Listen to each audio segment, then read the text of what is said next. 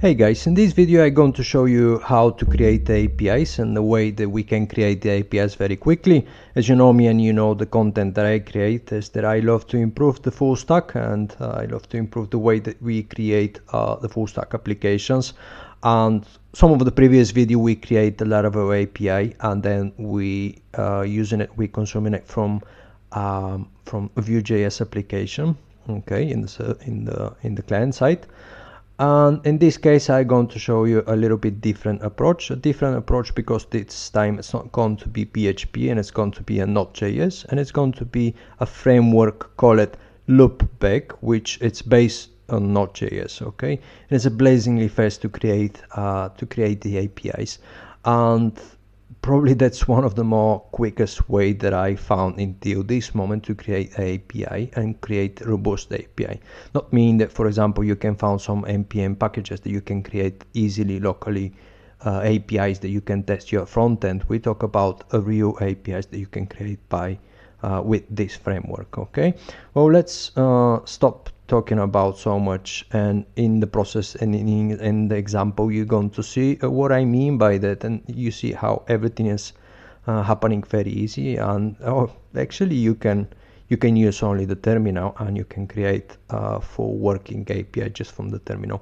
That's going to be a simple example, means that we're not going to implement the authentication and all these goodies, but remember that with a loopback, that's they give you a lot of options. That's actually implementing the authentication. It's very easy process, okay? But it's not going to be in this video, because my intention is that the video is just short. Okay, so first of all, let's start with installing a loopback in your system.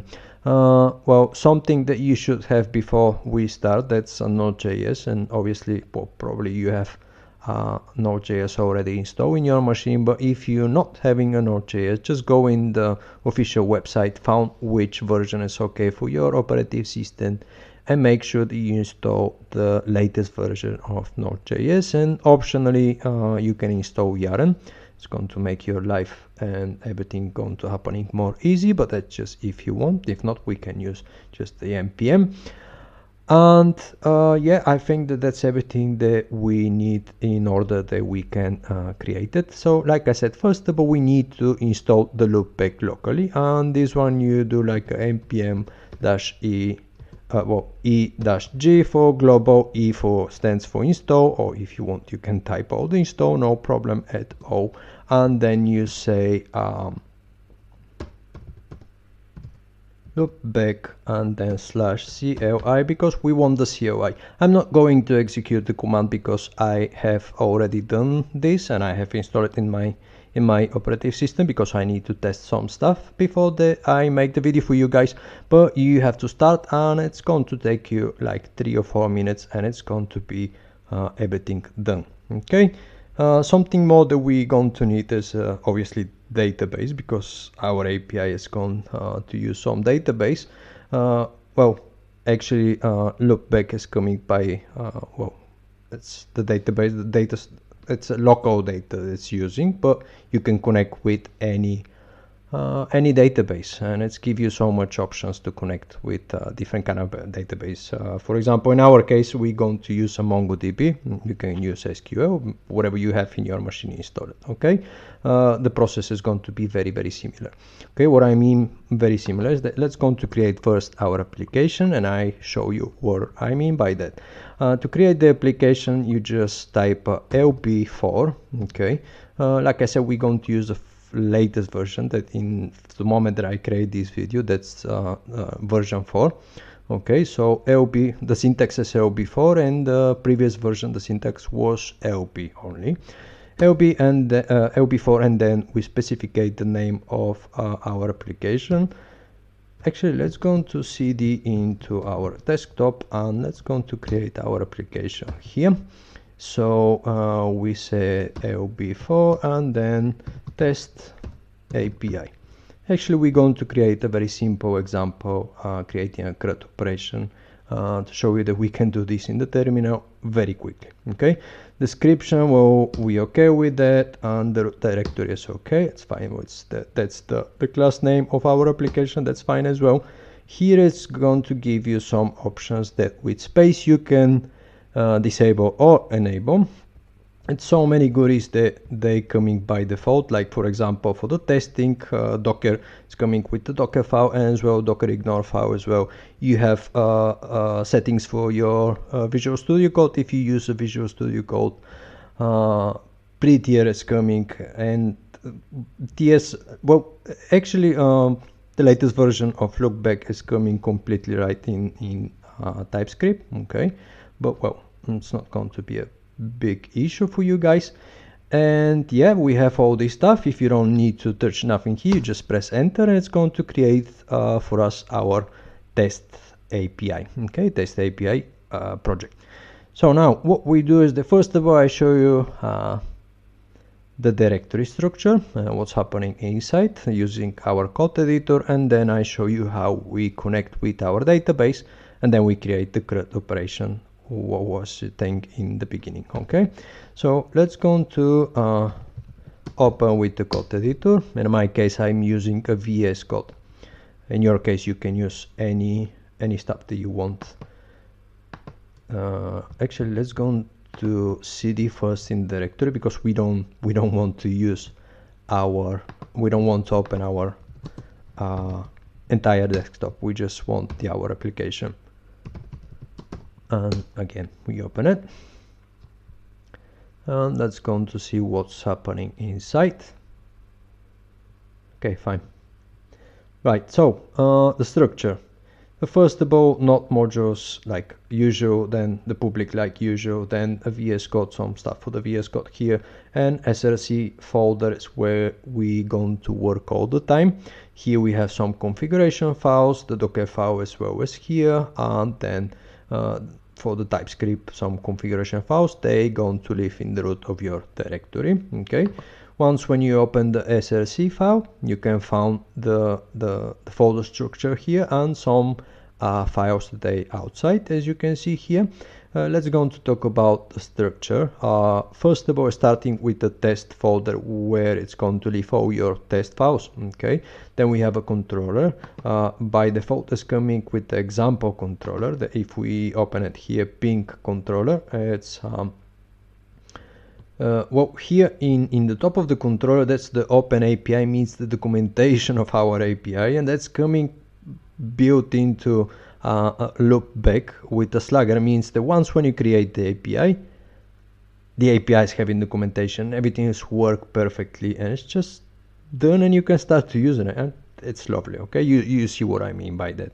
But that's our controller here. What's happening is that it's return hello from LoopBack, and it's returned the day-to-day, and then it's returned some URLs, and then as well the information from the header. Okay, well actually let's go to open in the terminal, and let's go to run our application and open in the browser to show you how it's working. Okay, so in my case I'm using Yarn, so I can type Yarn start, and in your case if you're not using Yarn, you can type npm run and then start. Okay, when we say start, for us it's going to be, there we go, we have the localhost 3000. So let's go to open a browser actually.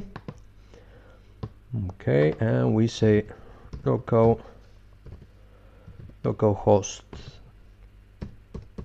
3000, and that's the root of our application. We can go in explore. Okay, or we can open the open API here. You can see that that's the documentation that I tell you, the documents, the structure and everything that we want, and it's done for us. Okay, we don't need to do absolutely nothing, right? And there we go, we have a Swagger here, and the Swagger and the open API, it's the same thing, but here we have a user interface that we can use it. Okay, yeah, as you can see, it's just here. Okay, so let's start actually creating our let's start to create our application and not losing any more time. Let's stop the server. Like I said, we're going to use a MongoDB. So first of all, we have to install a connector between the MongoDB and the LoopBack. Okay, I'm not finished with the structure actually. Let's go on to finishing the structure. Like I said, the controllers are going to live under the controller folders. Then we have the data source, and the data source is where your connection is going to live. What I mean by that is that once when we create connection between the MongoDB and Loopback, it's going to live under this folder here, okay? And then the models, obviously your models going here, and then the repositories are the repositories in Loopback. They, well, imagine that if you have the controllers and then the models, okay, that's going to be something similar than the services, okay? Repositories, they add additional behaviors to the model, okay, and the model in this case, in this version of Loopback, is used just only for structure and shape your data, how you want to receive the data, okay. And the repositories are adding additional behaviors like the CRUD operation, for example. So for this we're going to use the repositories in our case, okay. But probably it's going to get more clear for you, and more you're going to understand better what I mean by all this stuff when we start to create our API, okay. Like I said, let's go to install the first extension that we need for the connection, npm-e, well, just e. We need there was a, it's called loopback connector, and then MongoDB, okay. And we need to save like as dependency. There we go. That's going to take a little while, but it's not going to be something serious. So once when we're done with this, we're going to create our connection, and the connection we're going to create actually with we're going to create with the MongoDB and the extension that we just installed. I'm just thinking that before that we start to create the connection, in case that you use a MongoDB, make sure that you start the MongoDB service in your machine. In my case, I'm using Ubuntu-based operative system, okay. So I'm just have to type sudo services and then mongod start.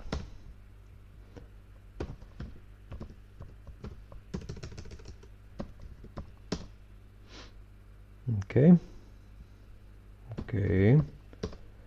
sorry about that. And then we start our MongoDB, and let's continue here, okay. So like I said, first of all, we're going to create our data source. We do this by lb4 and then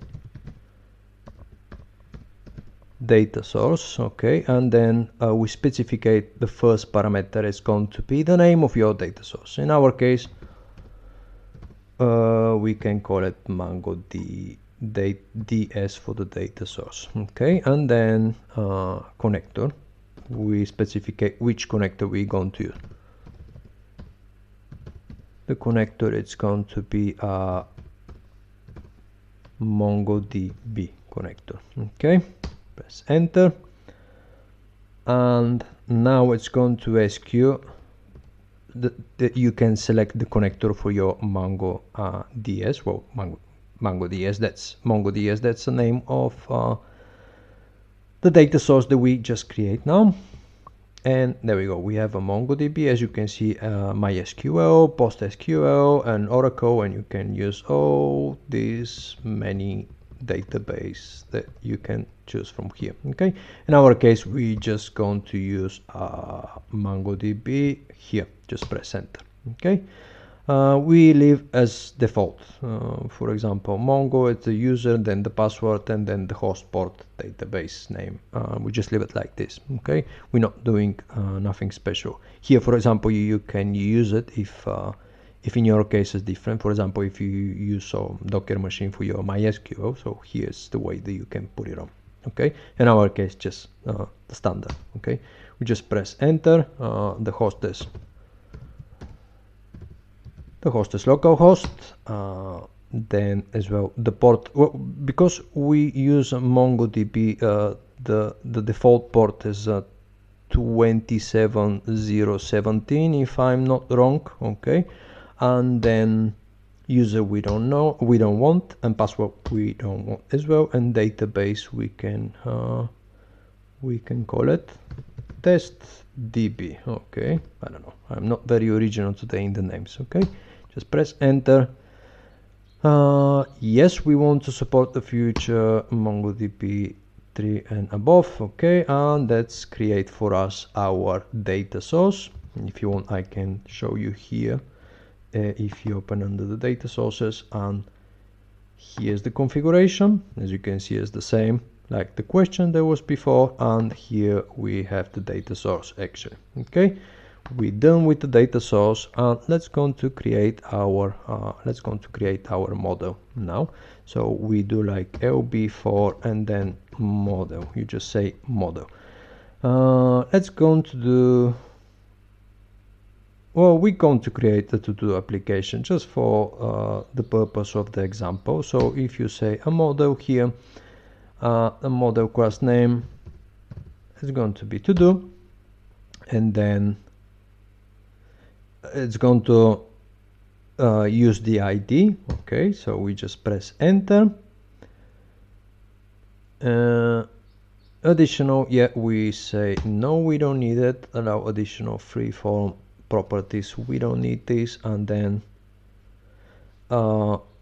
enter the property name. So what's happening here is that here you create, you shape your model. Like for example, we need ID, obviously. So the ID is going to be of type of number, okay, and it's going to be our ID, like a real ID. So you type Y and then you say enter, and it's required, yeah, obviously it's required, so we say yes again, and default value we don't need it, so you just press enter, okay. Well, then we need title, okay. The title is going to be a type of string. It's required, no, it's not required, so you just press enter. We leave it as it is without default value. Then property name, I don't know, we say for example completed, and then completed, it's going to be a boolean because we want to say there is true or false. It doesn't, in order to know that it's done or it's not done, so we say there is a boolean. Default, it is required, well, yes, we say there is required, and the default we don't need it, so we just press enter. And I think that with this, okay, we are okay. If you done, you just can press enter, and it's going to create for you the model, okay. So next what we have to do is that we have to create a repository for the CRUD operation, like I tell you, and this one we can do with the lb4, and then we say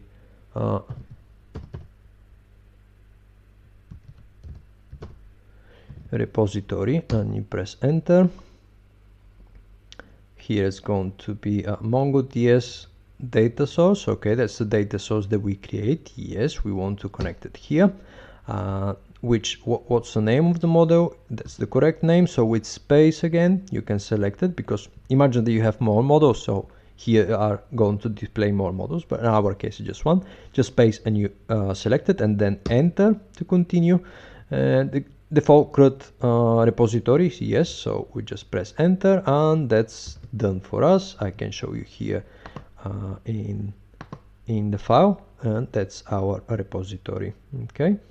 That's going to continue. So now we want our controller. So what we do is that we type lb4, okay, we say controller, just press enter. The controller name is going to be to do as well.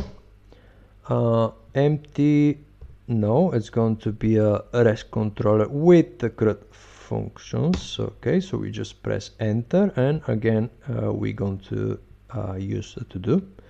So you can press enter. Well, we're going to use the to do model, okay. To do repository that we just created right here. So you just press enter, and number, string, or object. That's mean what kind of type is the what we're going to use for ID. In our case, we specify before there is going to be a numbers. What is a base HTTP? Well, obviously we're going to use to-dos, and from here we're going to use to-dos, for example, /ID, to-dos you see what I mean by that once when we create everything, and that's them. Okay, so on the controllers we have our controller, to-do controller here with the operations that we need, and it's everything done for us. And you see there's everything done for us when we go here and we just actually we have to start back the server, yarn start and or npm run start, whatever you prefer. When everything is done, we reload, and I show you that it's working. Actually, I hope so that's working. We reload here, and there we go. As you can see here, that before we have just a ping controller, now we have the to-do controller as well. Okay, and it's coming with all the operation, and they're just done. They're just working. What I mean by that, what I mean they're just working. It's like, for example, let's go to post. Let's go to create one to-do list, for example. Okay, let's try it out and try it out. Let's go to say that we want the ID that's going to be 1, and to do it's going to be the first, and then completed it's going to be sorry, I have typo here, sorry about that. It's going to be false. Okay, that's good, and we just going to execute. Once when we execute, if everything is fine, we should get 200. We get the 200 here, and then response. Okay, that's the body. Okay, the body of the response. To show you that that's as well the get parameter is working, let's go to close this one, and let's go to go down there and say try it out. That's the filters, and actually these filters, they coming with the CRUD functionality, and they make that we can start to use it. Okay, in our case we don't need it, so we just clean the filters and execute the command, and we get the 200, and we get our first item in our to-do list. Let's go to create actually one more, like this. I can show you the delete as well is working without any problem. If we want to create one more, we say we edit this one, and that's going to be the second, and that's going to be to do number 2, and that's going to be false as well. Okay, so let's run, let's execute. If everything is fine, let's go to close here and open. Oops, sorry, actually we have to open here to see that we get the second one as well. Execute, and there we go. We have the first one and we have the second one. So let's say that now we want to delete the second item of our to-do list. We just go in delete, and here we say try it out, and then you specify the ID that we say that's let's go say that we want to delete the second one, and then you say execute. Okay, we go back in get, try it out. We don't need the filters anymore. Well, we don't need the filters just now. Execute, and we get 1 here. Okay, guys, like I said, you can see that it's quite easy, and you can see that actually it's blazingly fast to create a full APIs with all the stuff that we need. Like I said, but we need to do more stuff to implement, for example, the authentication. But until now, we do this probably for under, I don't know, 10 or 15 minutes. Thank you so much, guys, for watching. I know there was a while before, and I'm not putting any video, but I'm a little bit busy, and I want to use the moment to say thank you for all of you that you subscribe for my channel, and for all of you that you put amazing comments in my videos. And I hope so that we continue, and I hope so that like this we can help each other, and always in any video that you found that we can improve something or we can make it better, just don't hesitate and leave a comments under the video. Thank you, guys, and see you in the next video. Bye.